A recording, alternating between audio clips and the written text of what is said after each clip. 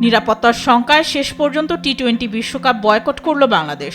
অলৌকিক কিছু না ঘটলে দেখা যাবে না মাঠে টাইগারদের লড়াই। মুস্তাফিজের আইপিএল থেকে বাদ পড়া, সেখান থেকে শুরু সংকটের। বিসিবি জানিয়ে দেয় স্পষ্ট বার্তা, ভারতে বিশ্বকাপ খেলতে যাবে না বাংলাদেশ।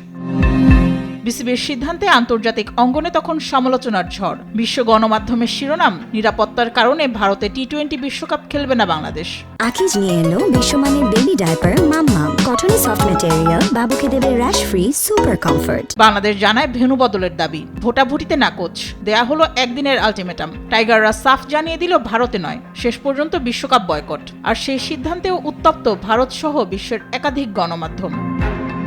জনপ্রিয় ক্রিকেট ভিত্তিক ওয়েবসাইট ক্রিক ইনফোর শিরোনাম, বাদ পড়ার ঝুঁকি থাকলেও ভারতে বিশ্বকাপ না খেলার ব্যাপারে অনড় বাংলাদেশ। আরও শিরোনাম, ভেন্যু নিয়ে আইসিসির দ্বিমুখী নীতির অভিযোগ তুলেছে বিসিবি। দ্য ইন্ডিয়ান এক্সপ্রেসের শিরোনাম, আইসিসির আলটিমেটামের জবাবে বাংলাদেশের জবাব, টি-20 বিশ্বকাপ খেলতে চাই কিন্তু ভারতে যাব না। দ্য টাইমস অফ ইন্ডিয়া শিরোনাম করেছে, চ্যাম্পিয়ন্স ট্রফিতে ভারতের বিশেষ সুবিধা নিয়ে প্রশ্ন বাংলাদেশের, আইসিসির বিরুদ্ধে দ্বিমুখী আচরণের অভিযোগ। সংবাদ মাধ্যম এনডিটিভির শিরোনাম, আইসিসি ভেন্যু পরিবর্তনের অনুরোধ প্রত্যাখ্যানের পর ভারতে টি-20 বিশ্বকাপ খেলবে না বাংলাদেশ। পাকিস্তানি সংবাদ মাধ্যম ডন শিরোনাম করেছে, ভারতে টি-20 বিশ্বকাপ খেলবে না বাংলাদেশ। ব্রিটিশ সংবাদ মাধ্যম বিবিসির শিরোনাম, টি-20 বিশ্বকাপ বিতর্কে পিছু হটতে অস্বীকৃতি বাংলাদেশের। কাতার ভিত্তিক সংবাদ মাধ্যম আল জাজিরার শিরোনাম, আইসিসির হুমকি সত্ত্বেও টি-20 বিশ্বকাপ খেলতে অনড় বাংলাদেশ।